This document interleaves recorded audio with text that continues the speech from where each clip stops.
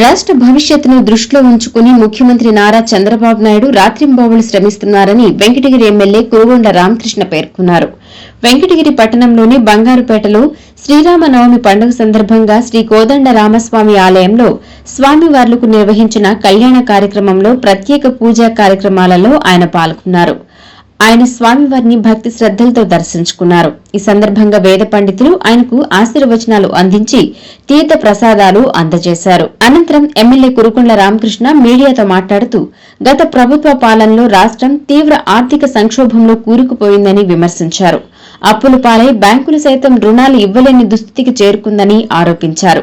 అలాంటి క్లిష్ట పరిస్థితులలో రాష్ట్రాన్ని గాడిలో పెట్టేందుకు సీఎం చంద్రబాబు ధైర్యంగా ముందడుగు వేస్తున్నారని కొనియాడారు.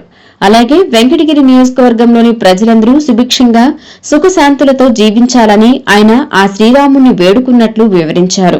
ఈ కార్యక్రమంలో ఏఎంసీ చైర్మన్, పట్టణ అధ్యక్షులు, మాజీ మున్సిపాలిటీ వైస్ చైర్మన్, మాజీ పట్టణ అధ్యక్షులు, క్లస్టర్ ఇన్ఛార్జీలు, యూనిట్ ఇన్ఛార్జీలు, పట్టణ నాయకులు, స్థానిక వార్డు నాయకులు, మహిళలు, భక్తులు, పార్టీ శ్రేణులు భారీగా పాల్గొన్నారు.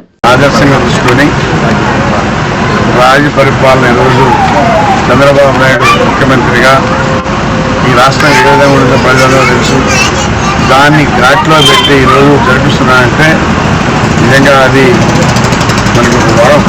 చంద్రబాబు నాయుడు దేవుళ్లాగా ఈ రాష్ట్రం ఎక్కడో అడుగున పడాల్సినటువంటి రాష్ట్రం అప్పులు పాలు చేసి ఏ బ్యాంకు కూడా పోయే పరిస్థితి లేకుండా గత పరిపాలకులు ఈరోజు మళ్ళా దాన్ని ఘాట్లో పెట్టాడంటే ఇవి అన్ని వెంకటేశ్వర స్వామి కానీ శ్రీరామకృష్ణ కానీ అందరూ సహాయతగా ఉన్నాయి కాబట్టి ఆ ధైర్యాన్ని అందరూ కూడా ముఖ్యమంత్రి చంద్రబాబు నాయుడు ఇవ్వాలని చెప్పని పరిపాలన ఇంకా బాగా పరిపాలిస్తాడు, ధైర్యాన్ని ఇవ్వాలని చెప్పని కోరుకుంటూ సెలవు.